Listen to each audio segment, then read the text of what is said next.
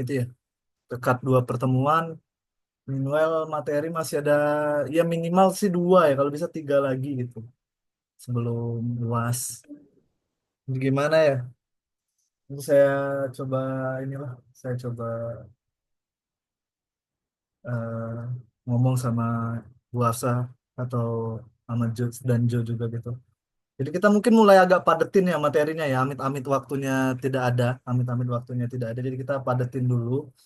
Nanti jadi harusnya kan minggu ini bio, minggu depan krono. Nah, itu kita coba gabungkan saja ya bio sama krono minggu ini.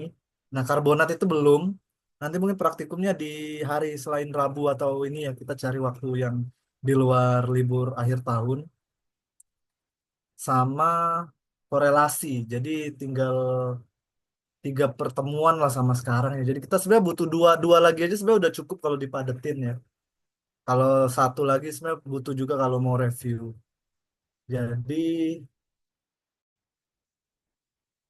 ya ujiannya sebenarnya nggak harusnya udah mulai masuk, cuman berat ya karena lagi masa-masa libur akhir tahun juga. Jadi harusnya sih masih bisa ya setelah tahun baru harusnya.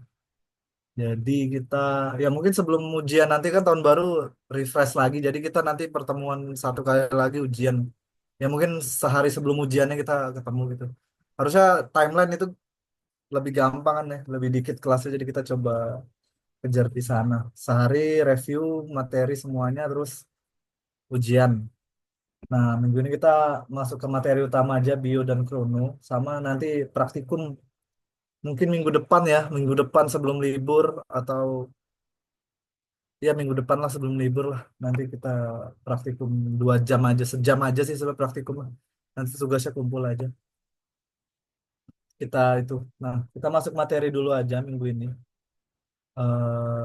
Kalau matkul lain udah ada yang ujian kah? Udah ada jadwal kah? Matkul TG gitu, matkul TM. Ya, Pak. Halo? Belum ya? Atau udah? Sudah ada yang ujian, Pak.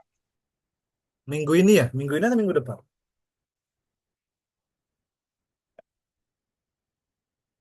Minggu minggu depan. Minggu depan kan tanggal merah harusnya. Dari teknik perminyakan belum ada yang UAS, Pak. Belum ada ya? Kebanyakan I- akhir setelah tahun baru ya? Mostly ya? iya, Pak. Kalau tidak salah itu dari tanggal 6 sampai tanggal 12 untuk jadwal UASnya, Pak. Oke. 6 sampai 12 ya. Nah, ya udah masih ada waktu di sana ya. Jadi kita mungkin kita di sana aja ya ujiannya. Mungkin ujiannya tanggal 14 kalau bisa ya. Kalau nggak bisa tanggal 7 aja ujiannya. Tanggal 6 kalau mau review kita review. Jadi mungkin nanti tanggal tanggal 22, 23 gitu ya. 22 atau 23 kita ini sekali lagi lah praktikum gitu. Kita nanti saya kabarin lah di grup atau sama lewat Jo. Nah, oke kita lanjut aja materinya. Waktunya sudah ternyata mepet sekali ya. Kebetulan hari Rabu sih. Kalau dia hari Senin atau Selasa masih bisa karena Rabu kan 2 minggu ke depan fix tanggal merah gitu. Nggak etis juga kalau kita paksakan. Oke, nah jadi kan minggu kemarin kita sudah masuk ke ini ya litostratigrafi dan sudah masuk ke sedikit korelasi ya, litostratigrafi dan sedikit korelasi. Nah, untuk minggu ini kita coba masuk ke biostrat. Harusnya biostrat aja. Biasanya dulu biostrat aja sendiri. Cuman eh, kita gabungin aja ya. Kita gabungin biostrat dan kronostrat. Jadi mungkin agak padat ya materinya. Jadi kalau bingung ditanya aja. PPT nanti saya share. Intinya kalau minggu kemarin, ya kita remind sedikit. Kalau minggu kemarin itu kita belajar stratigrafi yang berdasarkan batuan, ya. Nah itu juga kalian pasti sering lah ya. Melihat litostratigrafi gitu walaupun kalian bukan bukan orang geologi gitu ya tapi pasti sangat sering lah di sini karena kan satuan batu pasir batu lempu kan jelas berbeda. Nah kalau misalnya TM gitu ya migas mencari migas ya simpelnya di mana minyaknya di batu pasir kan Sehingga memang litostratigrafi ini akan menjadi hal yang sangat penting gitu. Karena kita harus tahu batu pasir ini melampar kemana saja, ketebalannya setebal apa aja gitu. Kita terusin gitu kan. Mana yang paling tebal, oh kita bor di sana gitu. Walaupun memang sekarang tidak sesimpel itu ngebor ya, karena memang yang gampang-gampangnya udah habis, tinggal yang susah-susah aja gitu ya, batu pasirnya. Tapi intinya basicnya itu seperti itu. Nah, satuan batu pasir. Nah, jangan nyari di Lempung. Kalau Lempung bisa, tapi namanya unconventional hydrocarbon. Nah, jadi kalau untuk perminyakan ya mungkin ini intermezzo sedikit. Batu Lempung itu sumbernya minyak itu terbentuk di sini, disimpan di batu pasir gitu. Jadi mostly simpelnya seperti itu. Nah, jadi kalau misal kita ini di bawah tanah, ya kita ambil minyaknya di sini gitu ya, di pasir ini, minyaknya, gasnya gitu. Nah, tapi terkadang ada batasnya litostratigrafi itu ya. Ada batasnya karena terkadang untuk melihat kemenerusan suatu fasies, kemenerusan suatu lingkungan pengendapan gitu ya. Ketika kita ada lingkungan pengendapan, misalnya delta mode bar gitu ya. Barnya sampai mana aja, abiskah di barat gitu, di baratnya abiskah, di timurnya adakah gitu. Nah, itu kita butuh satu kesatuan waktu yang sama gitu. Nah, untuk mengkorelasikan itu kita butuh kronostratigrafi dan biostratigrafi juga. Jadi biostratigrafi ini mengkorelasikan berdasarkan fosil. Nah, tetapi biostratigrafi itu tidak selalu satu waktu yang sama ya. Oke, jadi kalau krono itu pasti satu waktu. Kalau biostratigrafi belum tentu satu waktu yang sama, tetapi dia bisa jadi tujuannya beda. Tujuannya untuk melihat korelasi makhluk hidupnya, tujuannya untuk lihat lingkungan pengendapan kah, untuk lihat waktu bisa juga ada beberapa nanti kita lihat di biostratigrafi ini korelasi-korelasi yang satu waktu yang sama.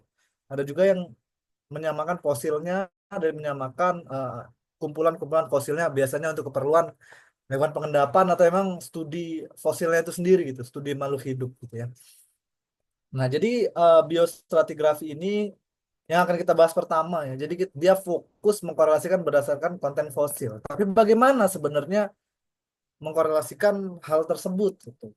Nah, jadi biostratigrafi ini dia akan mengkorelasikan even secara lingkungan ya maupun secara biologi di berbagai macam daerah gitu. Jadi misal Mesozoik tidak ada manusia kan, Mesozoik isinya dinosaurus gitu kalau Mesozoik.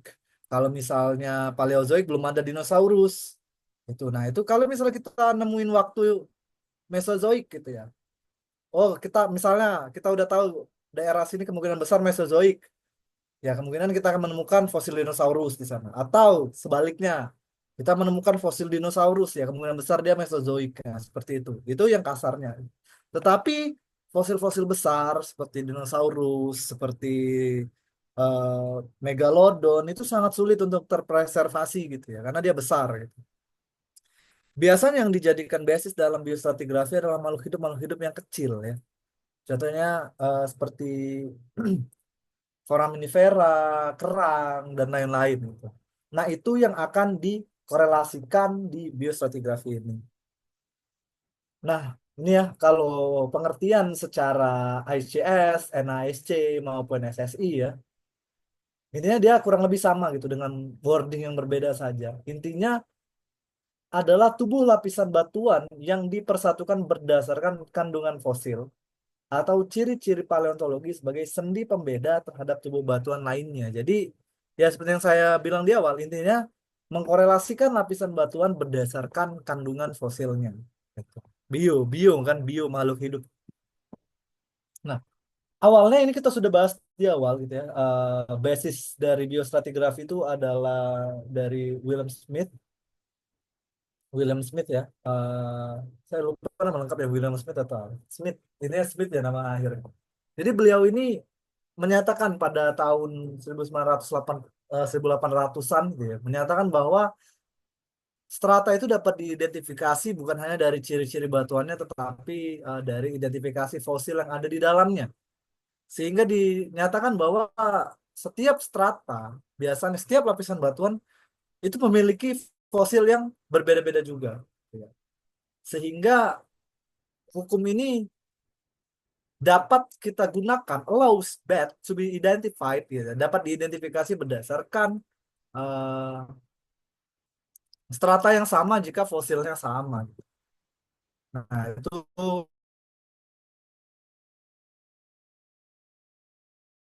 menurut intinya dari hukum Smith tersebut menyatakan bahwa adanya perkembangan makhluk hidup di sini, gitu ya. Jadi ketika kita berbicara tentang evolusi, gitu ya, kita tuh bukan hanya berbicara bahwa oh manusia ini hanya dari kera, gitu ya. Kita kalau kita discard deh, anggap aja kita nggak percaya manusia misalnya, gitu ya. Tapi kita kita tidak bisa memungkiri bahwa dari batuan-batuan yang kita lihat, dari fosil-fosil yang kita lihat bahwa makhluk hidup itu berkembang, ya, makhluk hidup itu berubah. Each strata has a different set of fossil, gitu ya. Semakin tua kita melihat fosil-fosilnya itu semakin simple. Semakin muda ke kanan kita melihat fosil-fosil makin kompleks, gitu ya. Ada T-Rex, ada dinosaurus yang lain, Mosasaurus. Detail ini nanti biasa dipelajarin di paleontologi, gitu ya, maupun di biologi juga perkembangan makhluk hidup, gitu. Nah, tetapi kita sebagai uh, geoscientist, gitu ya, perminyakan juga engineer, gitu, setidaknya harus tahu gitu bahwa memang terdapat perbedaan, bahwa tiap lapisan itu akan memiliki ciri-ciri fosil yang berbeda, gitu ya. Nah, perkembangan kehidupan ini kita ketahui dari ya fosil itu sendiri, gitu. Kita nggak akan ngomong, oh awalnya makhluk hidup kayak gini simple gitu, sekarang kompleks, ada paus, ada manusia, gitu ya. Dulu kenapa nggak ada manusia? Karena kalau kita ke batuan yang umur 350 juta tahun nggak ada manusia, gitu. Simpel itu aja sebenarnya, nggak, tidak kontroversial, gitu ya. Anggap aja memang kalian tidak percaya manusia ini berevolve, gitu ya. Makhluk hidup yang lain berevolve, gitu intinya itu ya.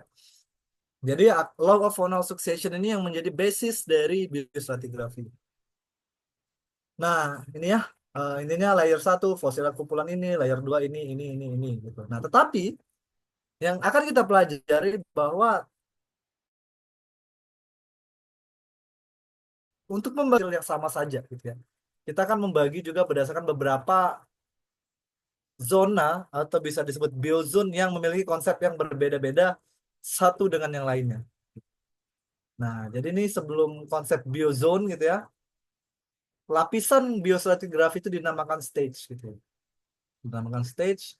Jadi ini intinya lapisan batuannya. Nah, stage ini nggak dipakai lagi namanya karena dia stage ini sekarang dipakai ke chronostratigraphy. Nah, ini konsep stage, gitu ya. Jadi pada saat itu biostratigraphy itu masih collide, masih bergabung dengan krono, gitu ya. Jadi dianggap satu stage yang sama memiliki fosil yang ciri-ciri yang sama, gitu ya. Memang iya benar secara umum, gitu. Kalau kita berbicara tentang umur yang panjang, gitu ya. Tetapi kalau kita sudah berbicara dengan umur yang sudah detail, gitu, umur yang detail ya itu akan sangat sangat sulit, gitu. Kita apa namanya membagi hanya berdasarkan fosil, ciri-ciri fosil saja, sehingga nanti unit dasar dari biostratigrafi itu disebut sebagai zona, gitu ya.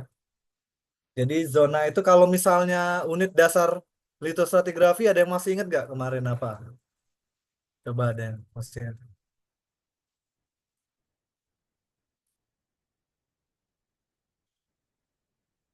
Formasi kan ya, kalau unit dasar litostratigrafi. Nah, kalau unit dasar dari biostratigrafi itu adalah biozonasi, gitu ya, biozone, biozone, biozona, gitu ya. Nah, the concept of biozona ini adopted into stratigraphic practice, gitu ya. Jadi itu sejarahnya saja. Nah, ini adalah konsep zona. Nah, ini. Jadi konsep zona ini kita itu dulu ya, kita skip dulu. Nah, ini. Jadi agar kalian kebayang, gitu ya. Agar kalian kebayang, ini yang dinamakan dengan konsep zone, gitu ya, biostratigraphic zone. Jadi zona biostratigrafi ini itu dibagi menjadi karakter menjadi beberapa uh, biozona yang memiliki karakter korelasi yang berbeda-beda satu sama lain, gitu ya. Jadi biostratigraphic zone sini ada yang disebut sebagai range, gitu ya. Range itu jadi dia menghubungkan umur fosil yang ini dengan kepunahannya, interval gitu. Interval mana? Oh ini dari first kehadiran fosil pertama dengan kehadiran fosil pertama lainnya. Assemblage itu kumpulan dari berbagai macam fosil. Abundance itu kapan fosil itu berpuncak ya. Jadi ada 5 biozon ini yang akan kalian harus pahami gitu ya. Bahwa memang untuk membagi satu lapisan kita harus tahu dulu konsep biozonasi apa yang dipakai gitu. Jadi konsep biozonasi apa yang dipakai eh, dari seorang biostratigrapher itu ya atau dari kita untuk mengkorelasikan lapisan batuan tersebut. Gitu.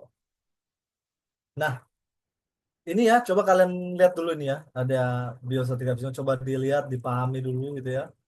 Jadi intinya kita tadi udah bahas bahwa biostratigraphy itu memang panjang, walaupun panjang sejarahnya gitu ya. Tapi intinya based on law of faunal succession, satu lapisan itu satu fosil. Nah, maksud saya satu konten fosil yang sama. Nah, untuk membaginya, satu lapisan itu disebut sebagai satu biozon. Ya, kalau lithostratigraphy satu formasi. Kalau biostratigraphy satu biozon. Nah, biozon itu ada ini.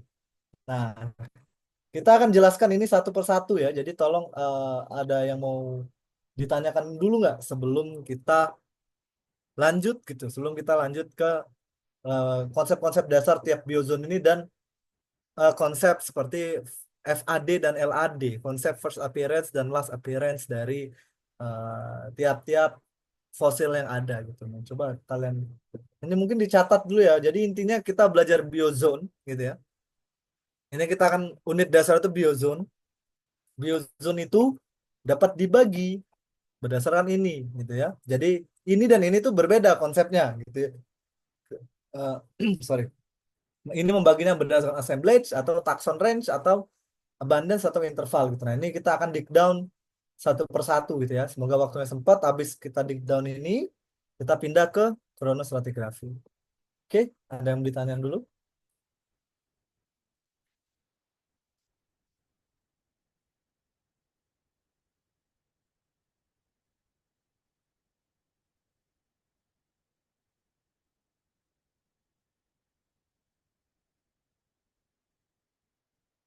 Oke, kalau tidak ada yang ditanya, kita coba ini ya, masuk kembali terlebih dahulu tentang definisi dari biozones gitu ya, dari biozones.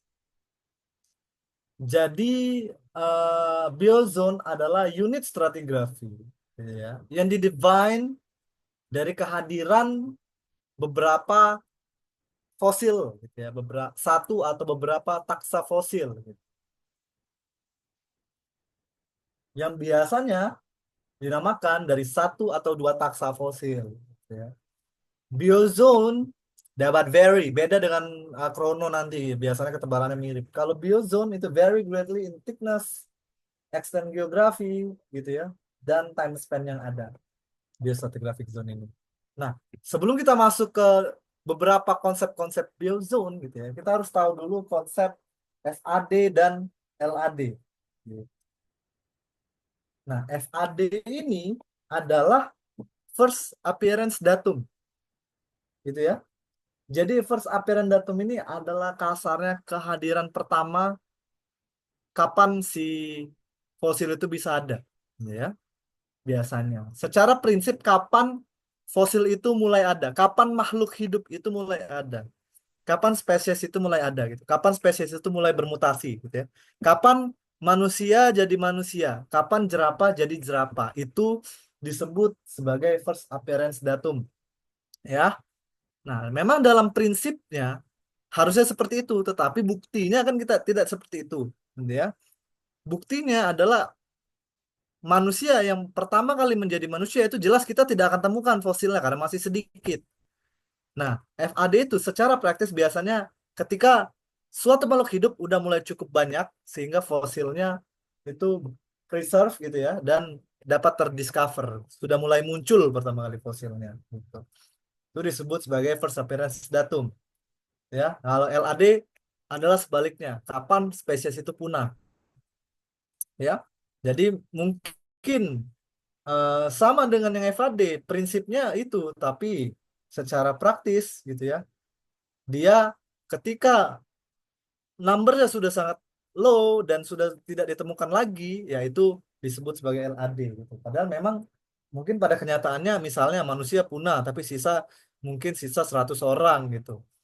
Nah, 100 orang itu kan nanti lama-lama akan punah lagi. Nah, tapi sisa 1.000 misalnya. Nah, tapi ketika manusia dari 8 billion ke 100 ribuan orang itu ya itu disebut sebagai LAD-nya karena itu sudah mulai makin jarang ditemui nanti fosilnya. Nah, nah itu ya konsep FAD dan LAD itu yang menjadi basis dalam konsep-konsep biozon kita nantinya. Oke. Nah, ini beberapa konsep dari biozone. Yang pertama adalah kita coba bahas. Oke, sebelum lanjut ya, kita mau masuk ke sini nih ya. Jadi buat yang mungkin baru melihat gitu ya. Nah, jadi kita mau masuk ke sini nih. Kita akan bahas ini satu-satu biozonasi ini. Range, interval, lineage, assemblage, abundance dengan konsep FAD dan LAD. Ya, FAD itu kapan dia pertama kali ada, LAD kapan dia punah. Punah. Sebelum kita masuk satu-satu nih, biar tidak makin lost. Ada yang mau ditanya dulu nggak? Ada yang mau bingung dulu nggak? Jadi kita mau dig down nih satu-satu. Kalau tidak ada, kita lanjut. Coba saya tunggu satu menit dulu ya. Kalau ada yang mau nanya di chat atau di mana gitu. Kalau ada yang mau nanya. Ya, satu. Karena ini kalau kita udah masuk panjang nanti lost gitu. Sebelum kita masuk nih, ada yang mau ditanya dulu?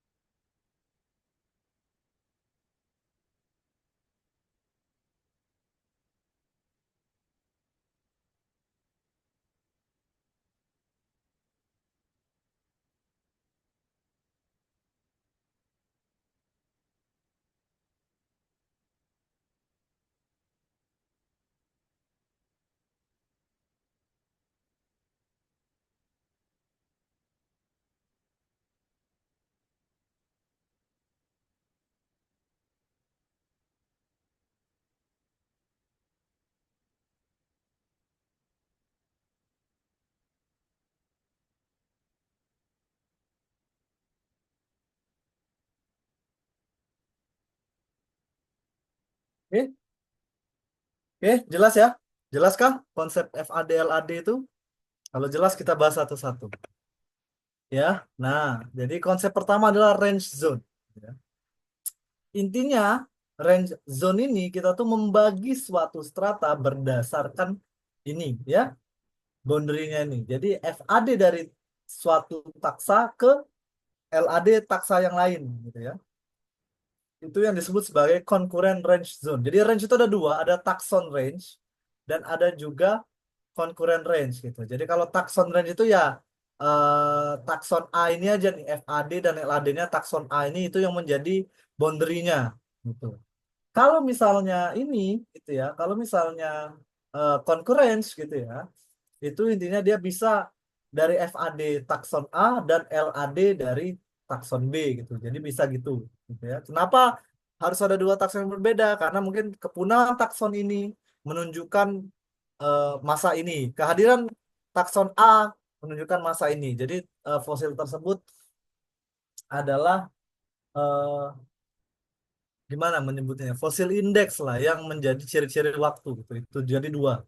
Range zone itu ada dua ini. Jadi eh, range itu cuman membatasi takson membatasi boundary biozone berdasarkan takson gitu ya, berdasarkan kalau takson range FAD takson A dan LAD takson A. Kalau ini bisa dari dua fosil yang berbeda, bisa bisa jadi dia misalnya takson FAD takson B dengan LAD takson A gitu ya. Itu kalau range. Nah, ini selanjutnya kita bahas tentang interval zone. Nah, apa bedanya interval zone? Nah, kalau ini bisa mirip dengan concurrent range tadi gitu ya, mirip dengan concurrent range. Tapi kalau konkurensi ini dia dua. Kalau ini bisa lebih dari dua gitu ya. Nah, bisa juga konkuren range ini sama-sama LAD gitu ya, sama-sama FAD dari suatu interval zone gitu ya.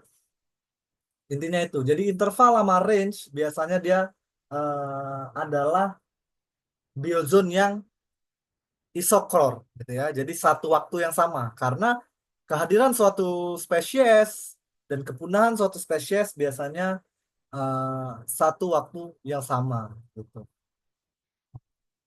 Ya, itu untuk biozone, untuk interval dan range zone. Nah, selanjutnya lineage, lineage juga itu isokor gitu ya. Jadi lineage itu kapan suatu spesies mulai berevolusi. Jadi misalnya spesies X berevolusi jadi Y, Y berevolusi jadi Z. Nah, spesies X ketika berevolusi jadi Y itu bisa disebut sebagai eh, batas awalnya dan batas atasnya ketika spesies Y atau taksa Y itu dia berevolusi jadi menjadi Z gitu. Itu kalau evolusinya mecah gitu ya. Kalau evolusinya tiba-tiba berubah di spesies yang sama, yaitu yang dijadikan batas dari boundary-nya. Nah, selanjutnya kita masuk ke assemblage. Nah, assemblage dan abundance ini itu bisa jadi eh, tidak isokor ya, waktunya berbeda. Kita bahas tiga tadi yang isokor gitu. Jadi kita sudah bahas range, interval, dan lineage. Jadi intinya dia mengkorelasikan suatu FAD dan LAD dari spesies gitu. Intinya range, interval, lineage itu mirip gitu ya. Jadi kehadiran suatu taksa atau kapan taksa itu mulai berevolusi itu yang dijadikan boundary dari biozonnya. Nah, ini agak riweh nih ya, yang agak riweh itu adalah assemblage zone dan abundant zone mungkin. Karena dia tidak menunjukkan waktu yang sama terkadang, ya. Nah, kalau tiga ini kemungkinan besar dia satu waktu. Gitu. Nah, sebelum masuk ke assemblage and abundance, karena tadi agak cepat ya bahasnya ya, ada yang mau ditanyain dulu gitu di tiga ini, range, interval, lineage gitu. Intinya dia membatasi berdasarkan FAD dan LAD dari suatu fosil tersebut. Ya. Ini biasanya akan jadi soal ujian gitu. Ini masuk biozone apa?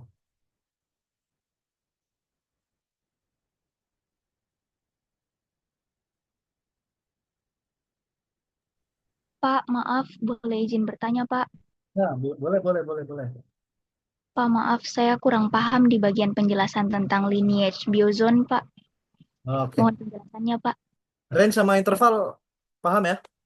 Paham, Pak. Nice.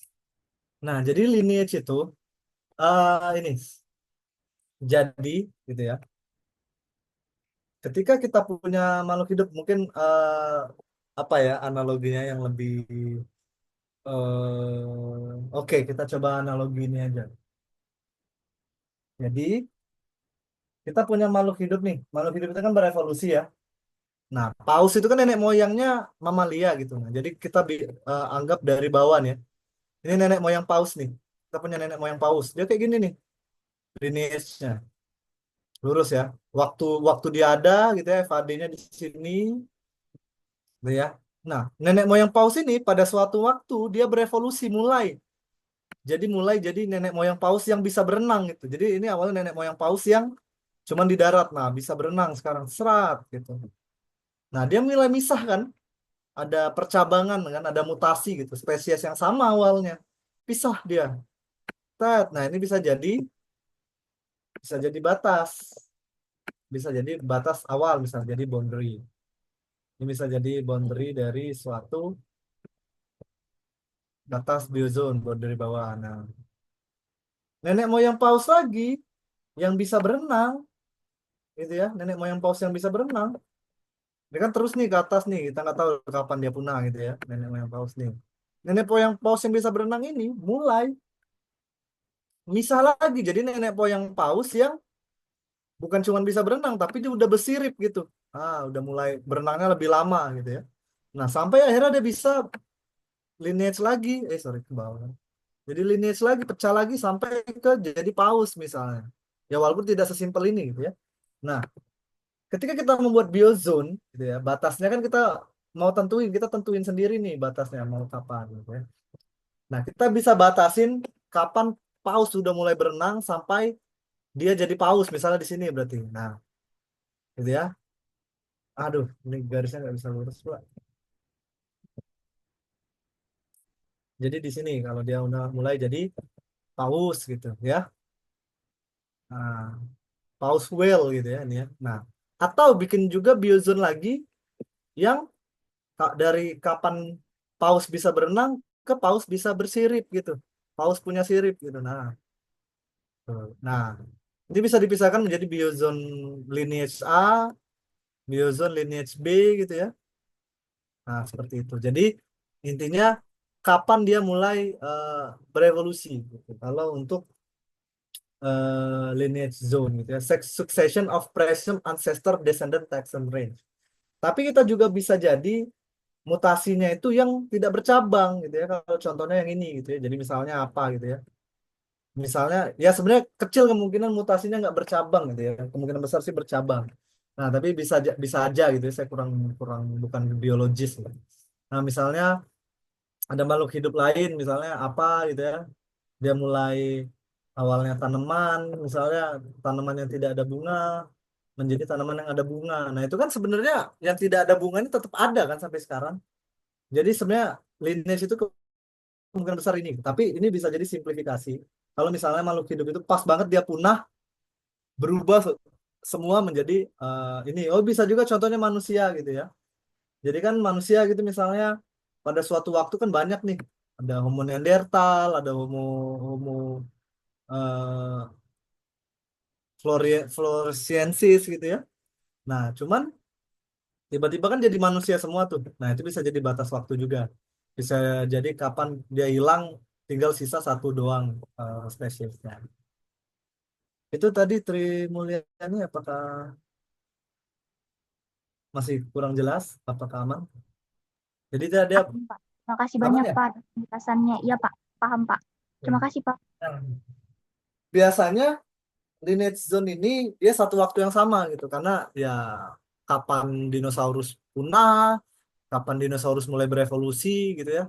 Jadi kita sebenarnya sebenarnya ya ngomongnya itu enggak secara umum dinosaurus tapi spesies ini bla bla bla gitu ya. Karena itu lebih gampang dilihat. Tapi tadi itu saya bilang analoginya aja gitu ya biar dia lebih kebayang. Kalau misalnya biostratigraphy yang real gitu ya, yang advance gitu, kita bukan cuma ngelihat kapan paus bisa ini gitu. Nanti spesiesnya lebih detail. Spesiesnya yang awalnya siripnya licin, jadi siripnya kasar, siripnya membesar. Jadi awalnya cuma berenang, spesies apa gitu ya, nama pausnya gitu. Wah, detail lah kalau misalnya udah mendalami biostratigrafi.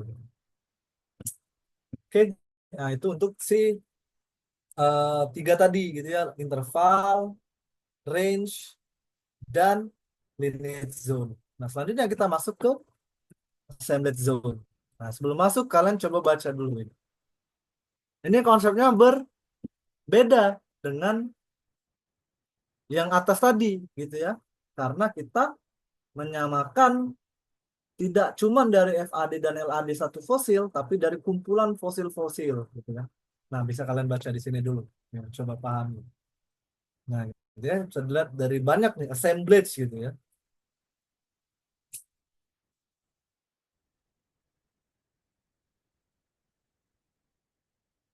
Nah, gitu ya. Kalian lihat based on co-occurrence of an assemblage of taxa, gitu ya, may be defined on the basis of one or two first or last occurrences, gitu ya. Jadi dia tuh intinya assemblage A dengan assemblage B gitu ya memiliki ciri-ciri yang sama gitu ya. Nah, itu kita decide gitu mau korelasinya based on apa gitu ya. Based enggak dia tuh jadi korelasinya ini enggak semerta-merta FAD-LAD gitu korelasinya ini. Makanya dia tidak satu waktu. Jadi intinya fosil ini punya assemblage A dan B itu mirip gitu ya. Jadi intinya misal kita punya ngebayanginnya gini gitu analogi lagi gitu ya. Ketika kita di sungai gitu ya, assemblage fosilnya apa? Ikan-ikan kan. Ketika kita di pinggiran sungai, assemblage fosilnya kan binatang darat. Nah, ketika kita korelasikan, ya kita akan mengkorelasikan binatang yang ikan-ikan dengan ikan-ikan ini gitu ya. Jadi ikan apa nih? Jadi assemblage fosil ikan, kak, ikan kerang ini itu gitu. Oh ini berarti di sungai atau laut gitu, di bawah air. Nah dikorelasikan lagi dengan kumpulan fosil-fosil di bawah air. Dikorelasikan lagi dengan kumpulan fosil-fosil di bawah air lagi gitu. Nanti ada lagi assemblage korelasi dengan fosil-fosil yang di darat, fosil-fosil yang di misalnya korelasinya fosil-fosil kuda, nil, buaya dengan ini gitu ya. Walaupun di sungai tapi nggak di sungai banget, di pinggirannya gitu ya. Nah, itu analoginya seperti itu. Nah, karena kita mengkorelasikan hanya dari ciri-ciri fosilnya, dari kumpulan fosilnya, sehingga eh, waktunya itu belum tentu satu waktu yang sama gitu ya. Jadi kayak ikan ini dengan ikan ini ya sama gitu, tapi hidupnya bisa jadi ikan yang B ternyata cicit cucunya ikan yang A gitu. Jadi waktunya nggak sama gitu ya. Tuh, karena kalau kita dari kepunahan, dari kehadiran suatu fosil itu biasanya waktunya sama gitu ya. Karena ya manusia ada kapan? 2 juta tahun yang lalu kan. Nah, itu ya udah. Kalau kita korelasikan FAD-nya manusia ya awalnya 2 juta tahun yang lalu mau gimana pun itu gitu. Kapan manusia punahnya? Nggak tahu kan? Nah, sampai sekarang masih ada. Itu assemblage zone. Ada yang ditanyakan dulu?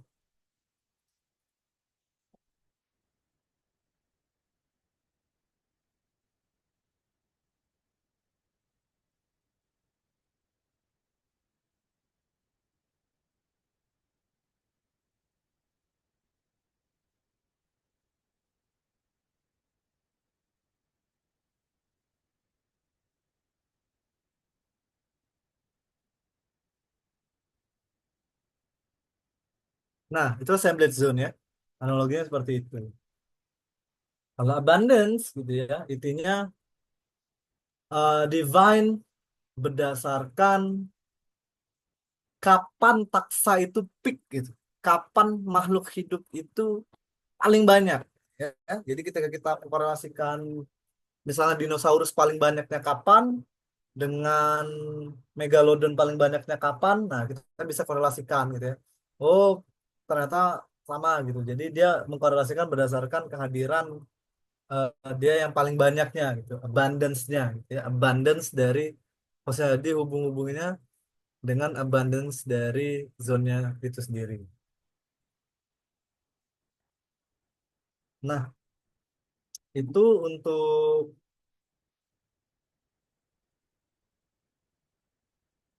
biozone ya. Jadi kita udah bahas lima-limanya gitu ya. Sekarang lanjut ke hierarkinya. Jadi simple, mirip dengan lithostratigraphy. Jadi ada formasi, unit, member, batch, grup, supergroup. Begitu juga dengan biozone. Tapi dia simple banget baginya. Biozone lebih detailnya subzone, biozone lebih nyatunya superzone, super biozone gitu ya. Itu. Simple aja hierarkinya. Gitu ya. Ada lagi yang lebih kecil zonul tapi udah nggak dipakai lagi. Nah, intinya ini metodologi penentuannya gitu. Nah, ini juga. Nah, saya kan dari tadi analoginya biostratigraphy ini selalu ke dinosaurus, paus, itu biar karena lebih kebayang gitu ya. Tapi pada kenyataannya yang dikorelasikan itu tuh bukan fosil-fosil yang besar seperti itu gitu. Kalau kalian ada matkul mikropaleontologi gitu, saya tidak tahu sih wajib atau enggak untuk kalian, harusnya sih enggak ya. Makanya saya coba jelaskan nih sedikit gitu ya, bahwa sebenarnya yang dikorelasikan itu adalah fosil-fosil kecil nih, foraminifera. Ini foraminifera tuh halus banget, dia seperti butiran pasir, dia halus banget fosilnya, kecil sekali. Nah, karena dia lebih gampang terpreserve, jadi perkembangan perkembangan fosil-fosil tersebut bisa di-track, gitu. Bisa dilihat gitu. Oh ini misalnya Globorotalia tumida dengan Globorotalia truncatulinioides gitu ya. Nah, sebenarnya kan eh, mungkin ada bedanya gitu. Kalau biostratigrapher ulung gitu bisa lihat, oh ini eh, bedanya misalnya suturnya lebih banyak, ini sutur lebih dikit, lubangnya satu yang lebih nutup, ini agak kurang nutup. Tuh, nah, itu foraminifera. Itu yang dijadikan FAD dan LAD gitu ya, dijadikan penentuan biozone. bebas mau nentuin biozonnya pakai apa gitu mah. Assemblage-nya juga biasanya pakai ini gitu karena ini yang biasanya kalau assemblage itu untuk lingkungan pengendapan, kalau yang interval, range sama lineage itu untuk umur gitu biasanya nentuinnya. Nah, kasarnya itu untuk biostratigrafi ya. Jadi kita, nah ini detail-detailnya gitu ya, korelasinya. Nah, saya udah bilang gitu ya tentang isokronos dan diakronos itu. Nah, memang problem gitu ya, membedakan bukan hal yang mudah bahwa dia menunjukkan bahwa ini satu waktu yang sama atau tidak sama gitu waktunya. Nah, ini kalau fosil-fosil zaman Paleozoik ya, bukan foram gitu ya. Ini fosil-fosil trilobite. Nah, ini dikorelasikan assemblage-nya sama gitu kan. Nah, ini dengan ini sama. Nah, ini belum tentu waktunya sama juga gitu. Nah, ini yang foraminifera tadi. Jadi ini foraminifera yang biasanya dikorelasikan di biostratigrafi. Jadi ini halus banget sebesar butir pasir palingnya, tapi ciri-cirinya beda-beda kan. Ada yang kayak gini, ada yang kayak gini, ada yang kayak gini, bulat-bulat yang gitu kan, ada yang kayak gini, ada yang kayak gini gitu. Nah, perkembangan fosil-fosil ini biasanya dijadikan basis dalam penentuan biozon. Ini yang umum dilakukan foraminifera, foraminifera besar, larger foram, dan juga kokolit gitu ya, serta eh, nanofosil gitu ya. Ini nih nanofosil. Polen juga, polen itu serbuk-serbuk sari gitu ya, polen serbuk sari gitu ya. Itu yang dijadikan Gila, eh, Sing mau berarti cuman dia. Sing mau jangan deh kalau begitu. Jangan usah deh.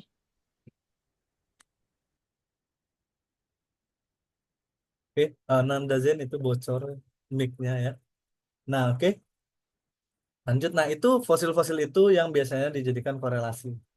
Ya, kita tidak akan terlalu deep down di sana karena biasanya geologis gitu ya, yang ini ya, geologis juga terkadang tidak terlalu paham gitu ya. Biostratigrapher sih emang yang hidupnya mendalami untuk ini biasanya yang paham gitu ya. Yang paham betul perbedaan antara fosil K dengan fosil M gitu ya. Itu dia memang biasanya biostratigrapher itu sangat ulung, sangat detail gitu ya, membedakan fosil ini dengan yang ini gitu, tahu perbedaan. Kalau kalian mahasiswa geologi biasanya ada matkul mikropaleontologi. Itu biasanya itu umumnya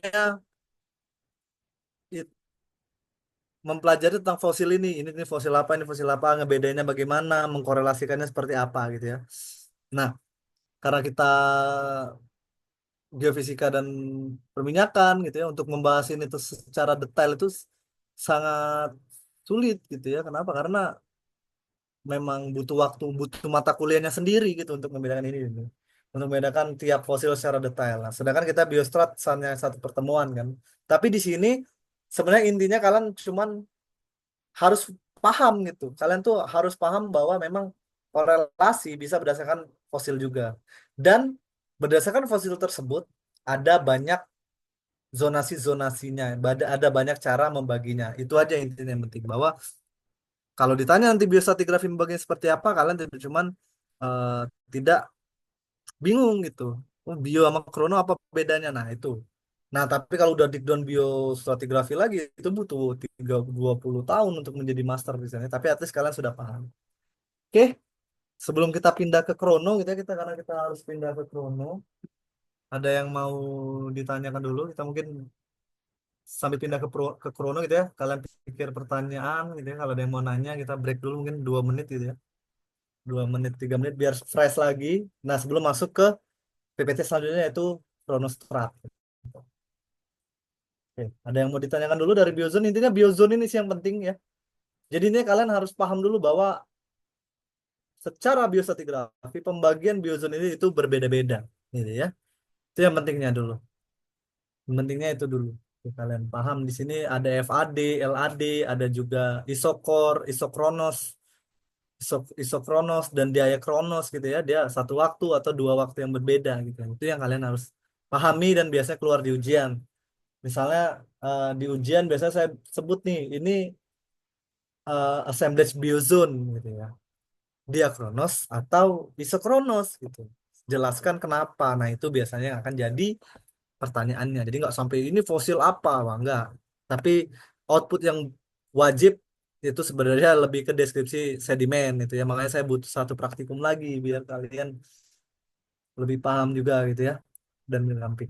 Oke, kita mungkin break break dulu 2 menit 3 menit fresh gitu cuci muka gitu kita lanjut ke Kronostra. Oke, bentar.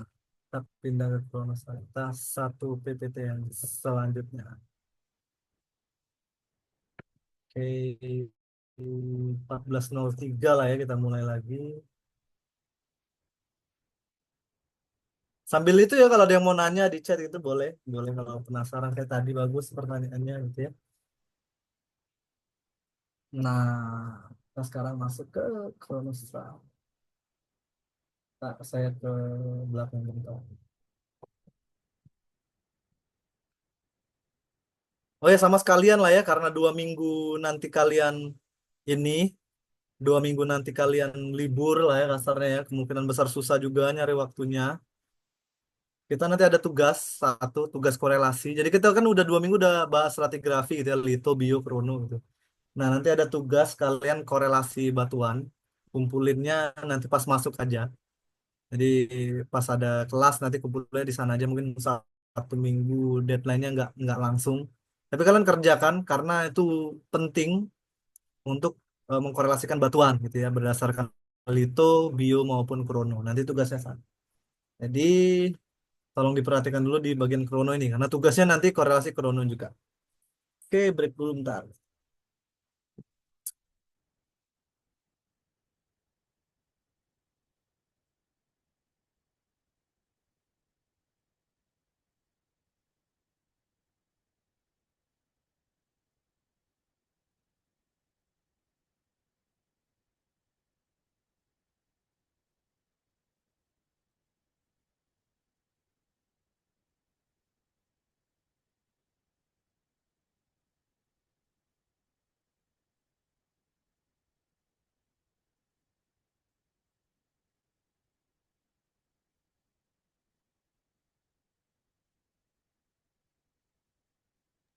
Oh, mungkin saya izin bertanya. Oh, boleh, boleh. Boleh kalau mau nanya tadi. Eh, yang tadi Pak sudah jelasin tentang biostratigrafi itu bisa mengkorelasikan suatu tempat pengendapan berdasarkan hasil fosil. Nah, di sini saya ingin bertanya bahwa bisakah biostratigrafi ini mengkorelasikan lingkungan pengendapan dengan evolusi yang relatif lebih lambat, Pak? Dan apa Hmm, dampaknya kepada eh, pengkorelasian tersebut? oke. Terima kasih, Pak. Oke, iya. Jadi evolusi dengan lingkungan pengendapan gitu ya. Evolusi makhluk hidup dengan lingkungan pengendapan. Jadi kamu bilang tadi kan evolusi lebih lambat daripada lingkungan pengendapan gitu ya. Enggak juga gitu sebenarnya. Jadi perubahan lingkungan pengendapan dengan perubahan mutasi evolusi itu kurang lebih skala waktunya mirip gitu. 1 juta tahun, setengah juta tahun, 2 juta tahun gitu. Mutasi itu kan bukanlah hal yang terjadi secara cepat gitu. Terkadang mutasi bisa jadi lebih lebih cepat gitu dari perubahan lingkungan pengendapan gitu. Dan sebaliknya, jadi tidak bisa dibilang pertama gitu ya, tidak bisa dibilang evolusi lebih lambat daripada perubahan lingkungan pengendapan. Jadi yang lingkungan pengendapan kan luas juga gitu. Yang awalnya sungai bisa jadi delta, gitu ya. Yang awalnya delta bisa jadi sungai lagi, bisa jadi laut gitu kan. Nah, dalam perjalanannya yang awalnya delta bisa jadi sungai. Nah, makhluk hidupnya kan bisa jadi sudah berubah gitu. Jadi penghuni sungai pada saat sungai pertama, jadi misalnya kita punya perubahan lingkungan pengendapan ya, biar kebayang gini aja. Di awalnya sungai, jadi delta atau jadi pantai, terus dia jadi laut, gitu ya. Terus dia jadi sungai lagi, terus dia jadi laut lagi. Berarti kan ada dua siklus tuh. Nah, jelas kan kalau kita mengkorelasikan fosil-fosilnya, akan beda kan fosil-fosil yang ada di sungai, fosil-fosil yang ada di eh, pantai atau delta dengan fosil-fosil yang ada di laut gitu kan. Dari fosil besarnya aja deh biar kebayang.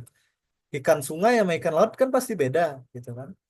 Atau di delta banyak polennya, di laut banyak foraminiferanya gitu. Jelas beda gitu kan. Nah, biar lebih kebayang lagi. Nah, itu kan ada dua siklus yang berbeda tuh. Jadi yang awalnya sungai, pantai jadi laut. Nah, pada fase laut pertama mungkin ikannya tuh masih ikan-ikan yang pausnya itu bahkan belum jadi paus gitu. Nah, terus dia jadi sungai lagi, dar, jadi laut lagi. Nah, di laut yang kedua, di fase laut yang kedua, pausnya sudah berevolusi menjadi paus gitu. Bisa jadi gitu. Jadi perubahan laut menjadi laut lagi itu tuh bisa jadi 10 juta tahun, 20 juta tahun, 30 juta tahun bahkan atau bahkan lebih. Nah, di 30 juta tahun itu pas dia jadi laut yang pertama belum ada pausnya. Pausnya masih nenek moyangnya masih di darat gitu. Sedangkan ketika dia jadi laut lagi, oh udah ada paus gitu kan. Udah ada paus gitu. Dulu masih di darat pausnya. Begitu juga gitu ya. Begitu juga ngebayanginnya, oh misalnya di awal masih ada megalodon gitu kan. Laut sekarang udah gak ada lagi gitu. Bayanginnya jangan samudra juga, bayanginnya misal laut-laut Tetis gitu. Misalnya kayak Arab dan kawan-kawan itu kan dulunya laut tuh, laut Tetis. Sekarang kan daratan. Kan? Ketika dulu lautnya Arab jadi laut itu kan mungkin pada saat itu paus belum ada gitu ya. Tapi sekarang paus ada tapi Arabnya nggak jadi darat lagi, udah nggak jadi laut lagi gitu. Dan kenapa Arab itu gede banget juga karena dulu dia laut yang sangat luas gitu dan karbonatnya sangat luas itu yang jadi ini gitu kan. Jadi reservoir di Arab sana makanya banyak banget di Qatar, di Dubai, di Saudi gitu. Nah, itu ngebayangin seperti itu. Jadi eh, lingkungan pengendapan bisa berubah, ya evolusi juga terus terus berjalan gitu. Yang dulu yang dulu Himalaya belum ada, manusia belum ada, sekarang Himalaya udah ada, manusia pun udah ada. Ya. Jadi mungkin itu ya kalau dari saya. Jadi memang hubungan lingkungan pengendapan dengan evolusi itu tidak harus sama waktu, tidak harus evolusi lebih lambat, lingkungan pengendapan lebih cepat, dan juga sebaliknya bisa jadi evolusi lebih cepat, lingkungan pengendapannya masih di situ-situ aja gitu, masih laut-laut aja. Itu sih paling Wahyu dari saya ada Iya, Pak.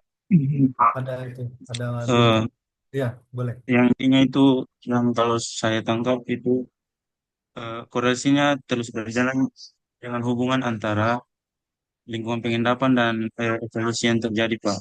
Karena kan Hmm, kita tidak tahu nanti evolusinya jadi duluan atau lingkungan pengendapan itu berubah. hmm. Kemungkinan bisa terjadi, Pak. Terima kasih, Pak.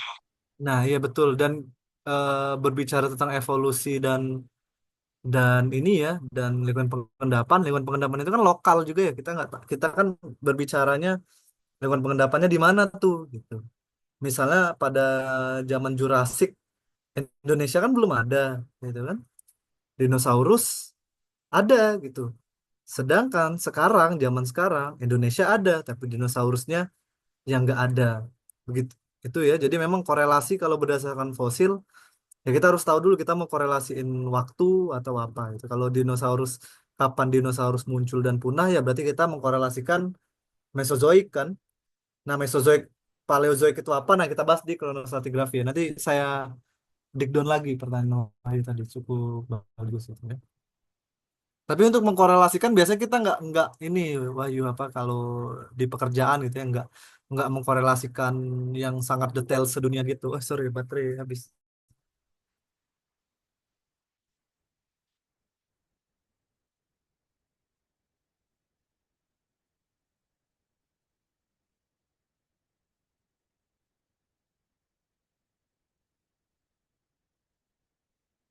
Oke, nah ya. Jadi em, ketika mengkorelasikan biostrat gitu ya itu biasanya korelasi di ini aja di lapangan suatu lapangan aja prakteknya ya gitu ya. Oh, di ini sebenarnya batuan ini umur berapa sih? Gitu. Oh, umur ini. Oh, kalau di tempat lain yang umur segini batuannya kayak gini. Oh, berarti arah pengendapannya ke sana. Oh, pasirnya banyak ke sana gitu. Umumnya sih praktikalnya ke sana biasa itu. Saya masih tahu gitu ya. Walaupun Itu yang ke arah migas. Kalau yang ke arah dunia, yang berhubungan sama paleontologi, menghubungkan kapan misalnya fosil stegodon gitu ya, gajah, kapan ada di Indonesia, kapan dia mulai punah. Nah itu beda, itu keilmuan gitu ya, itu keilmuan, bukan lebih ke industri. Kalau industri biasanya kayak tadi biostratnya. Oke, kita lanjut lagi. Ini sudah jam, wow, sudah jam 4 ya kan di kalian ya. Kita tinggal punya waktu setengah jam 40 menit lagi. Cukup nggak ya? Oke, kita cukup kita cukup-cukupkan saja ya. Jadi tadi kita sudah bahas, diskusinya juga menarik gitu ya, tentang biostrat, litostrat, dan kronostrat gitu ya. Jadi kronostrat itu membagi korelasi berdasarkan waktu yang sama. Nah, ini adalah kronostratigraphy. Jadi, chronostratigraphy itu adalah a set of stratigraphic concept, a set of guiding principles by which time represented in rocks, gitu ya. Jadi kita dengan melihat batu, kita bisa tahu kira-kira batu ini dengan batu ini apakah memiliki waktu yang sama. Iya. Nah, kok kembali. Nah, unit dari stratigrafi itu sudah pasti isokronos. Jadi saya pengen kalian semuanya dengar gitu ya. Ada saya dari tadi ngomong tentang isokronos dan diakronos. Isokronos itu tuh saya ulang lagi adalah dia satu waktu yang sama. Kalau diakronos waktunya bisa jadi berbeda. Kronostratigrafi jelas isokronos, gitu ya, karena dia diendapkan di waktu yang sama. Gitu. Jadi chronostratigraphic unit itu ya adalah suatu batuan yang dideposit pada interval waktu tertentu. Ya, jadi batuan yang terendapkan ketika Paleosen itu apa saja? Batuan yang terendapkan pada Eosen itu apa saja? Gitu. Nah, itu gitu ya, regardless dengan lithostratigraphy. Jadi, kita bisa mengkorelasikan batu gamping yang ada di lautan lepas sana, yang diendapkan di lautan, dengan batu pasir yang diendapkan di sungai. Kalau dia waktunya sama, gitu ya. Jadi, mengkorelasikan kronostratigrafi ini tak serta-merta hanya oleh ininya saja, batuan ciri-cirinya, tapi waktunya gitu. Tapi ya, balik lagi, mengkorelasikan kronostratigrafi ini mau dalam skala apa gitu ya, mau dalam skala waktu. Oh, batuan ini waktunya sama dengan yang di Amerika sini dalam skala dunia atau skala cekungan gitu ya.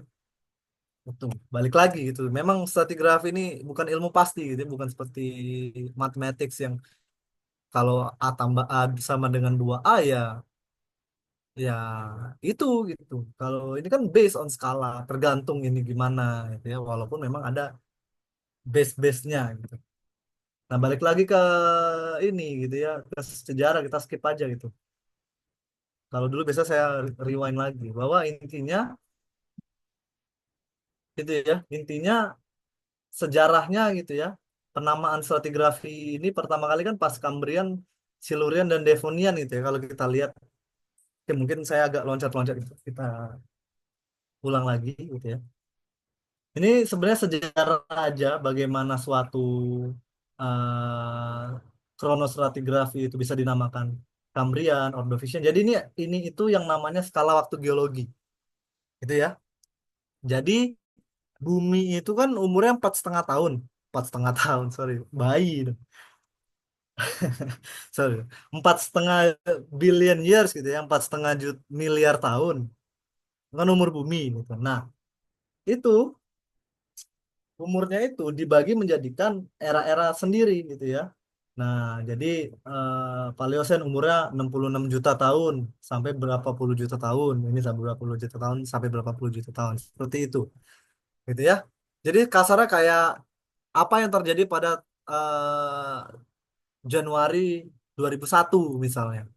Apa yang terjadi pada Maret 2005. Nah, kalau itu kan SKM gitu. Skala, sorry. SWM, skala waktu manusia, itu kan. Sedangkan manusia itu hanya setitik debu di luasnya ruang dan waktu ini, gitu ya. Jadi 60 tahun rata-rata hidup manusia 70 tahun itu bukan apa-apa dibandingkan bumi yang 4,5 miliar tahun gitu. Jadi untuk memahami apa yang terjadi di masa lalu ya kita lihat buktinya saja. Kita lihat fosil-fosilnya. Kita lihat ciri-ciri batuannya seperti itu. Nah, sampai pada kesimpulan bahwa di umur segini, di umur Triasik ini kita korelasi di sini ini batuannya sama. Ternyata di umur ini di situ kita bisa baru mulai bercerita tuh. Jadi kalau kalian nonton National Geographic, nonton ini, nonton itu, ceritanya di saat itu ya dapat dari batu gitu ya. Siapa yang mau cerita? Nenek moyang T-Rex mau cerita ke kita kan nggak mungkin gitu kan. Pada zaman nenek T-Rex dulu kayak gini ya nggak mungkin. Kita nggak akan tahu kalau bukan dari batu gitu ya. Batunya cerita di sini banyak dinosaurus ya. Di situ kita akhirnya simpulkan adanya dinosaurus di umur ini gitu. Gitu. Nah, penentuan waktu itu nanti ada yang absolut, ada yang relatif gitu. Nanti kita bahas. Absolut bagaimana, relatif bagaimana kita bahas. Nah, itu ya. Nah, ada penamaan Cambrian, Ordovician, Silurian, Devonian. Ini bagaimana sih sebenarnya penamaannya? Bagaimana kita namain dengan Cambrian sih? Kenapa namanya Cambrian gitu. Nah, itu sejarahnya banyak sih. Sebenarnya saya pengen jelasin sejarahnya juga. Cuman mungkin kita skip aja kan nggak ada waktu. Jadi intinya Cambrian itu dapat nama Cambrian karena penelitian pertamanya di Cambrian gitu ya, di Gunung Cambrian di Wales. Kalau kalian main Assassin's Creed Valhalla mungkin ada lah ya di sini ya. Sampai Cambrian saya lupa. Nah, itu ya Cambrian, Silurian, Devonian gitu.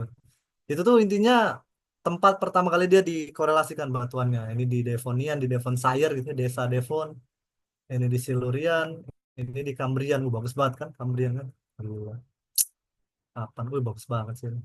Nah, ini ya batu-batu yang besar ini tuh bisa dikorelasikan nih. Ternyata di sini banyak fosil ini, ada fosil itu, gitu ya. Ternyata batuan-batuan umur Kambrian itu kayak gini ciri-cirinya. Terus dikorelasikan dengan yang Kambrian lain, dikorelasikan dengan ternyata sama Silurian lebih muda mana, lebih tua mana. Nah, itu korelasi. Nah, ini saya dulu jelasin lah bagaimana sebenarnya penamaan kronostrat, penamaan geologic time scale gitu ya. Itu tuh tidak serta-merta orang langsung setuju gitu. Jadi penamaan Cambrian, Ordovician, Silurian itu sebenarnya yang ngasih nama kan peneliti ya, yang disetujui oleh peneliti-peneliti lain gitu. Nah, peneliti ini Murchison sama Sedgwick ini berantem mereka tuh. Murchison ini penelitiannya di Silurian, Sedgwick penelitiannya di Cambrian, gitu ya. Nah, jadi eh, mereka ini berantem gitu kayak, ini mah Silurian, ini mah Cambrian gitu, ini mah wah itu kan jadi kan kayak berantem berantem berantem intinya ya udah akhirnya ada penengah Charles Lapworth yang udahlah dia tempat yang sengketa itu waktunya kita bikin baru deh Ordovician gitu ya itu sebenarnya bahwa memang saya sebenarnya pengen menunjukkan biasanya gitu ya bahwa Kronostrat itu walaupun absolut kita kan sering bilang Kronostrat itu waktu yang sama ya tapi kan yang menentuin waktunya itu manusia juga gitu ya punya emosi juga gitu punya ego juga menurut menurut gua ini waktunya misalnya menurut gua ini 1970 nih nah tapi kan menurut Joe misalnya menurut menurut Wahyu ini mah 1940 ini zaman Belanda nih gitu kan mana ada ini 70 ini udah ada The Beatles nih belum ada nih mah Jepang mana ada nah gitu-gitu berantem itu kan jadi nggak simple gitu penentuan ini gitu ya. Memang ada subjektivitas sendiri gitu ya di eh, di penentuan kronostratigrafi ini. Tuh. Ya, jadi saya sebenarnya pengen nunjukin aja bahwa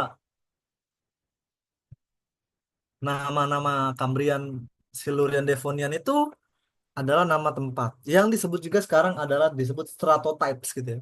Stratotypes itu kasarnya adalah singkapan atau tempat di mana batuan itu ditemukan dan akhirnya dinamakan gitu. Itu kayak stratotypes gitu menyebutnya. Jadi kalau misalnya Cambrian di, di mana kita tahu ini umurnya Cambrian? Dari Cambrian Mountain. Itu stratotypes-nya. Ya. Nah, ini perkembangan ini juga ya bahwa skala waktu geologi itu berkembang gitu ya. Skala waktu geologi itu berkembang satu dengan dari awalnya sampai sekarang gitu ya. Berkembang juga dengan pengetahuan manusia akan singkapan-singkapan yang belum ditemukan sebelumnya dan sejarah-sejarah bumi yang sekarang mungkin tidak hanya dari singkapan gitu ya, tapi juga dari fosil, dari ciri-ciri kimiawinya, dari ciri-ciri satu hal dan yang lainnya gitu ya, sehingga semakin berkembang. Nah, unit balik lagi unit gitu ya, balik lagi unit. Unit litostratigrafi itu apa? Formasi dan kawan-kawan kan. Kalau unit biostratigrafi itu tadi biozone. Kalau unit kronostratigrafi itu ini series, stage, sistem dan lain-lain ya. Ini kita sebut sebagai unit kronostratigrafi gitu ya. Nah, kalau kita ngomongin kronostratigrafi series kita sebut series apa, stage apa gitu ya. Sedangkan kalau geokronologi itu adalah umurnya gitu. Kita menemukan jadi gini, kalau kronostratigrafi nyebutnya itu batuannya, gitu ya, fokus ke batuannya. Kalau geokronologi itu ke kronologi waktunya gitu loh. Nantilah biar lebih kebayang. Jadi ini kita fokus ke ini ya. Unit kronostratigrafi itu ini. Nah, waktunya kalau di kronologi di geologic time scale itu ini era, period, epoch itu apa? Nah, intinya hierarki ini substage stage itu adalah detil waktunya ya. Jadi stage itu dia lebih detail. Jadi stage itu cuma 1 juta tahun kurang lebih 2 juta tahun gitu ya. Kalau misalnya series atau epoch itu lebih lama gitu ya, berapa 10 juta tahun. Sistem itu lebih lama lagi, period gitu kan. Nah, Jurassic itu period tuh. Ya Jurassic itu kurang lebih mungkin berapa nih 30 juta tahun gitu ya. Jadi Jurassic period itu adalah sebuah masa, sebuah period gitu ya, sebuah period yang ada selama 30 juta tahun gitu ya. Itu Jurassic tuh. Nah, hierarki dari kronostratigrafi itu sendiri. Itu juga dengan sistem eratem dan eonotem yang makin lama lagi gitu. Nah, ini sebenarnya hierarkinya aja kalian bisa baca ya di Google di ini bisa kita lihat contohnya juga. Kalau ada videonya juga di YouTube gitu ya. Jadi menjelaskan apa yang terjadi pada saat Archean Eon gitu ya, Archean Proterozoic gitu ya. Proterozoic Eon gitu, Phanerozoic Eon gitu. Itu apa yang terjadi di sana gitu. Nah, Eon ini dia yang paling besar gitu ya. Eon ini bisa billion years gitu. Jadi Archean itu 2 billion years maybe, saya lupa. 3 billion years. Proterozoic itu 1 billion years.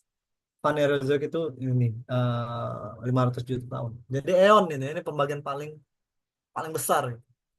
Nah, kenapa namanya Proterozoic gitu ya? Karena zoik itu kan kehidupan, proto itu kehidupan tua gitu.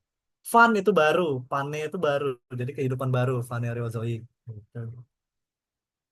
Ya, nah, ini selanjutnya itu ada apa namanya? Era gitu ya. Nah, era itu Cenozoic, Paleozoic. Ini biasanya masuk di paleontologi ya, detil-detilnya ini.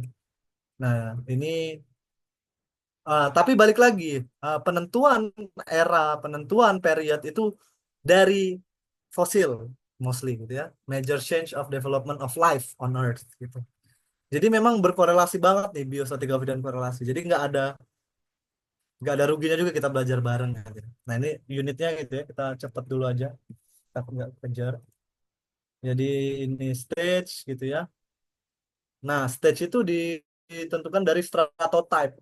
Nah, stratotype itu ini, gitu ya. Stratotype itu adalah suatu tempat di mana kita menentukan itu tuh umurnya apa, gitu. Nah, contoh paling gampang, contoh paling paling ini, gitu ya, contoh paling apa? Paling terkenal adalah batas dari KPG, gitu ya, batas dari kepunahan massal dinosaurus dengan zaman sekarang, batas dari Cretaceous dengan Paleogen. Nah, stratotype-nya di sini nih, Danian GSSP. GSSP itu adalah global stratotype penentuan stratotype global lah gitu ya, GSSP itu. Jadi GSSP itu Global Boundary Stratotype Section gitu. Jadi intinya sedunia itu pakai satu sistem ini gitu ya. Jadi ketika kita apa bedanya Kretase sama Danian ya dari stratotype ini gitu ya. Ini nih jadi kalau mau lihat buktinya di mana dia berbeda, dari sini kita ke Danian, kita ke sini ke tempat ini gitu ya. Nah, jadi Kretase sama Paleogen itu udah beda yang sangat drastis gitu. Apa gitu ya. Pertama dari fosil dulu banyak dinosaurus jadi nggak ada. Dan yang paling penting adalah batas merah ini. Ini walaupun spidol ya. Sebenarnya kalau di zoom ada batas merah yang apa itu istilahnya red red apa saya itu ya. Itu tuh menunjukkan adanya sisa-sisa ledakan meteor gitu ya yang sangat besar yang jatuh ke bumi. Itu yang menjadi tanda-tanda eh, bedanya Cretaceous sama Danian itu sendiri gitu ya. Itu untuk stratotype gitu. Jadi waktunya itu biasa ditentukan di sana. Nah, kenapa menggunakan stratotype yang seperti tadi gitu ya? Karena kalau ini kita punya gap waktu yang bingung gitu, kita ada yang overlap ada yang gap waktu. Nah, kalau stratotype kita misalnya stratotype itu kita cari boundary-nya gitu ya. Jadi atas bawahnya itu ya atasnya B, bawahnya A, atasnya Paleogen, bawahnya ini. Jadi boundary stratotype itu kita stratotype itu balik lagi ya saya ingetin lagi. Stratotype itu singkapan yang biasanya ada batasnya gitu, ada boundary-nya yang jelas, yang itu dijadikan batas pemisahan stage atas dengan stage bawahnya gitu. Nah, ini ya GSSP ini. Nah, jadi biar kebayang, jadi ini adalah geologic time scale ya. Ini adalah geologic time scale. Geologic time scale gitu ya. Ada disebut ini, ada kronostratnya, ada geokronologinya. Gitu ya, yang kanan geokronologi, yang kiri kronostrat. Semua ini adalah menyatakan sejarah bumi dari awal ada 4,6 billion tahun yang lalu hingga sekarang. Nah, pembagiannya itu berdasarkan fosil dan makhluk hidup.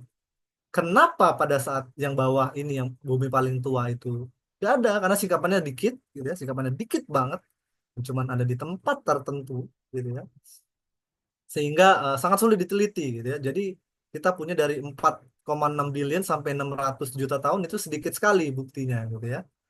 Karena kalau kalian belajar geologi dasar, gitu ya, kalian harus ingat adanya tektonik lempeng, gitu ya, bahwa lempeng itu pada saat ini mungkin belum ada gitu. Terus lempeng-lempeng selanjutnya yang 2,5 billion, 1 billion years itu udah hancur gitu, lempengnya udah ketelan gitu kan. Lempengnya udah masuk bumi lagi gitu loh. Lempeng-lempengnya udah diverge, sudah ketimpa ini itu, kedeformasi jadi metamorf sehingga susah menelitinya gitu ya. Fosil-fosilnya udah hilang, fosilnya udah jadi mineral gitu. Karena dia udah jadi batuan metamorf. Nah, ini gitu ya si geologic time scale ini kalau lihat di sini ada kuning-kuningnya, nah itu GSSP-nya. Kita coba bahas satu contoh GSSP ya. Nah, Danian GSSP. Dia tuh membedakan sangat penting ya, membedakan Cretaceous dengan Paleogen, juga membedakan Mesozoik dengan Cenozoik gitu. Jadi ini adalah satu GSSP yang menurut saya sangat important gitu ya. Karena kayak membedakan yang ini dengan yang atasnya banyak itu. Kalau ini kan cuma membedakan Roadian dengan Wardian gitu ya. Ini membedakan Aselian dengan Gazelian gitu. Nah, kalau ini membedakan yang sangat itu gitu, sangat banyak gitu. Membedakan age of reptile dengan age of mammals gitu ya. Nah, bagaimana nih?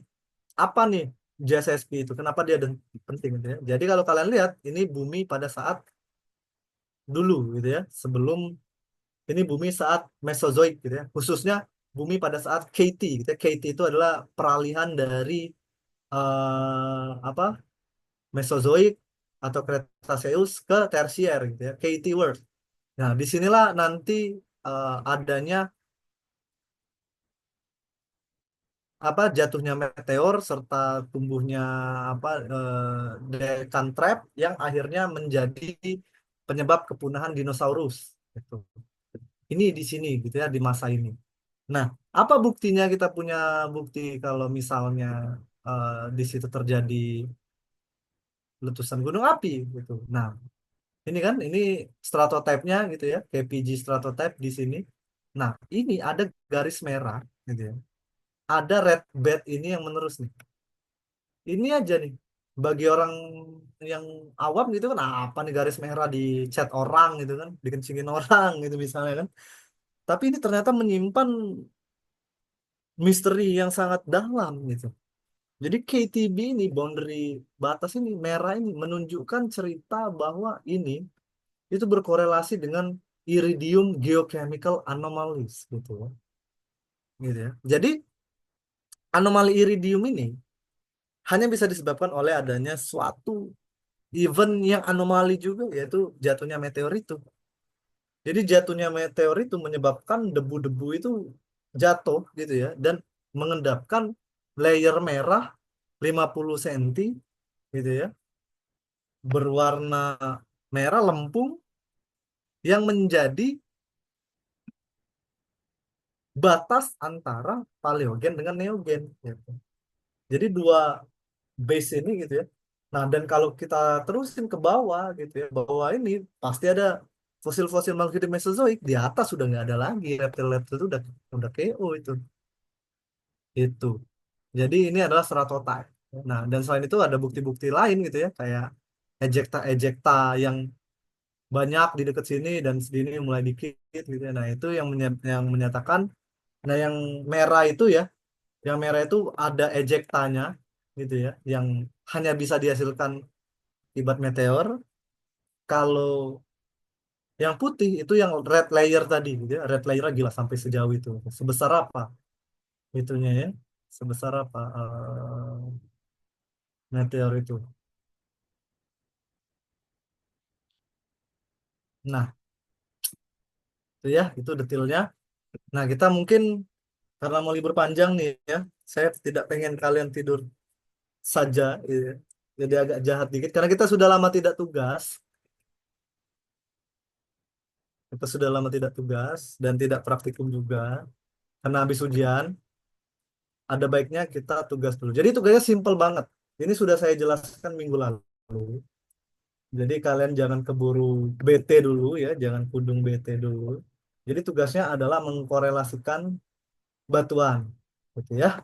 Jadi tugasnya harusnya nih kakak kelas kalian udah mengerjakan juga, gitu ya. Tapi kayaknya saya bedain aja soalnya gitu. Jadi tugasnya ini saya taruh di Zoom ya, di chat Zoom. Tugasnya ini. Unable to send file due to admin restrictions. Uh, nah, ini karena ini akan jadi ini kalian juga ya, akan jadi luas kalian juga kurang lebih. Jadi kita coba korelasikan ini ya. Gambarnya saya kirim di WA. Gambarnya saya kirim di WA. Apa yang harus kalian lakukan adalah kalian bikin korelasi aja gitu. Saya udah jelaskan minggu lalu. Kalau merhatikan harusnya paham gitu ya. Kemarin kalau nggak salah Wahyu atau siapa gitu ya, coba korelasi gitu kan. Narik garis waktu dan litologi gitu ya. Pokoknya saya harusnya udah jelaskan minggu lalu gitu. Kalian kerjakan aja deadline-nya next pertemuan gitu ya sebelum ujian atau mungkin nanti pas praktikum satu lagi gitu pertemuannya aduh liburnya tuh pas pas hari Rabu pula gitu ya jadi agak-agak berat juga ini waktunya kita jadi em, em, kalian kerjakan aja ini sebelum ini ya sebenarnya ada soalnya sorry saya belum share screen nah ini kalian kerjakan aja bikin garis korelasi kalau bingung tanya aja PC aja nanti saya balas walaupun agak telat atau tanya di grup juga nggak apa-apa kalau mau nanya atau nanya lewat Joe juga nggak apa-apa gitu ya intinya kita korelasiin aja dan sebenarnya banyak yang bisa diceritakan di sini gitu ya nah tapi karena saya belum jelaskan detail gitu ya belum jelaskan detail bagaimana korelasi fasies lingkungan pengendapan ada baiknya kalian coba garis korelasi dulu nanti kalau kalau pengumpulannya udah ini kita bahas dari soal ini kita cerita banyak bagaimana lingkungan pengendapan, batu gamping ini itu gitu ya. Jadi coba kerjakan dulu. Ada yang mau ditanyakan dulu nggak untuk tugas ini? Jadi pengumpulannya nanti aja ngumpulnya pas saya share G-form-nya gitu ya. Jadi next pertemuan maybe next pertemuan gimana ya? Mungkin mungkin mungkin bila nanti bentar 24 libur, 31 libur, 24 libur, 31 libur. Cuma kalau kita paksa ujian berat. 7 22 22 ah, kumpul tanggal 7 aja lah ya. Jadi kalian bawa PR gitu. Jadi paling ini untuk tugas kumpul tanggal 7 korelasi. Nanti kita langsung down dari sini ya korelasi. Kita langsung gaspol dari korelasi, kita bahas semuanya, review, baru minggu depannya ujian atau besoknya ujian. Nah, terus terus kita butuh praktikum batu gamping satu kali lagi. Nanti kita cari waktu lah ya di sela-sela minggu depan, entah Senin entah apa. Cuman butuh sejam aja kok untuk jelasin. Habis itu jadi tugas aja. Jadi tugasnya kumpulnya dua gitu ya, batu gamping sama tugas ini gitu. Ya sebenarnya kurang kurang baik lah ya, harusnya liburan malah dikasih tugas. Tapi nggak apa-apa, ini cepet kok, cepet 2 jam kelar kok. Ini nggak sama, kalau ini mah setengah jam kelar. Batu gamping nanti praktikum setengah jam kelar, harusnya sejam doang. Jadi tugasnya tidak memberatkan yang sampai kalian bikin 3 hari gitu ya, ganggu liburan kalian nggak gitu. Jadi tugas ini biar kalian nggak lupa bahwa oh stratigrafi ini belajar ini toh intinya gitu. Jadi kalau kalian ujian nanti kalian udah panas gitu. Jadi mohon kerjain aja sendiri, ini gampang banget gitu ya, nggak usah nyontek-nyontek sampai copy total gitu ya.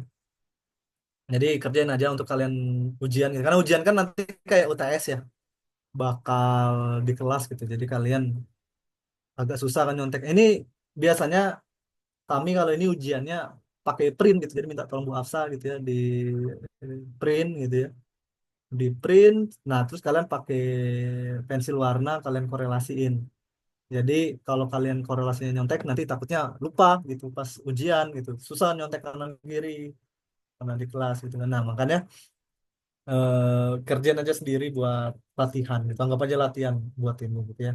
Dan tujuan utamanya bukan buat ganggu libur kalian gitu ya, tapi untuk biar nanti pas ujian tuh udah oh iya kayak gini. Stratigraphy itu intinya korelasi gitu kan. Korelasi by time tuh kayak gini, uh, by Lito itu kayak gini gitu. Terus kita tahu korelasi Bailey itu batu-batuannya kita udah tahu kan.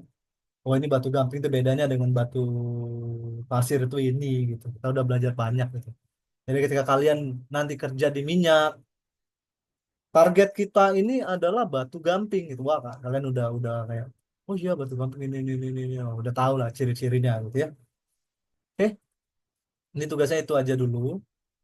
Tolong dikerjakan aja, santai aja gitu ya. Ini sebenarnya tujuan niatnya bukan untuk nugas-nugas aja, tapi untuk niatnya agar kalian banyak belajar gitu ya, belajar dan paham nanti pas ujian langsung panas.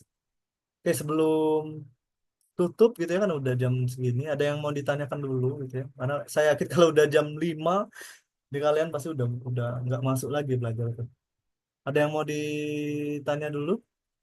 Oh izin Pak, Ya boleh. saya minta tentang tugas ini Pak. Ini kita cuma menentukan batas-batas korelasinya aja kan Pak, sampai batas Iya, diskriminasinya. iya, betul, garis-garisnya aja dulu gitu, nanti kita bahas pas next pertemuan ya, sekalian review materi sebelum ujian gitu aja Bang. Oh iya Pak, terima kasih Pak. Oke. Ya, Dibuatnya dalam PPT ya. ya di PPT aja, di bebas di PPT, gambar di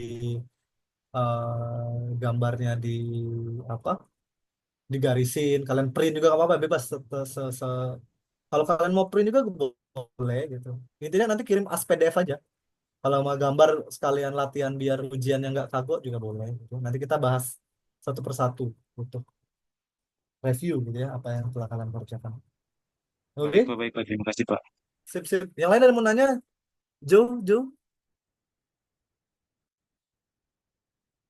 Oke, kalau tidak ada, nanti kita cari waktu ya satu kali lagi. Mungkin sebelum tahun baru satu kali lagi kita cari waktu buat praktikum. Karena kita masih ada PR satu praktikum lagi. Dengan nanti setelah ujian ada satu pertemuan lagi kita bahas korelasi detail sama review materi sebelum ujian gitu ya. Jadi nggak langsung ujung-ujung ujian biar nanti kalian paham semua gitu ya dan nilainya bagus. Jadi agak berat sih emang nyari waktunya ini karena libur berturut-turut Rabu. Oke, kalau tidak ada yang ditanyakan, selamat sore semuanya. Nggak ada ya, nggak ada yang ditanyakan? Apa ada yang mau tanya dulu? Buat tugas, buat ujian nanti. Oke, kalau tidak ada, kalau tidak ada, nanti PPT-nya saya kirim seperti biasa, biar kalian habis liburan udah mulai ada bayangan lah PPT-nya. Saya share. Kalau tidak ada pertanyaan, selamat sore semuanya. Terima kasih. uh, have a good holiday lah gitu. Tapi jangan lupa UAS. Oke, masih semuanya. Terima kasih, Pak. Terima kasih, Pak. Sore, Pak. Selamat sore, Pak.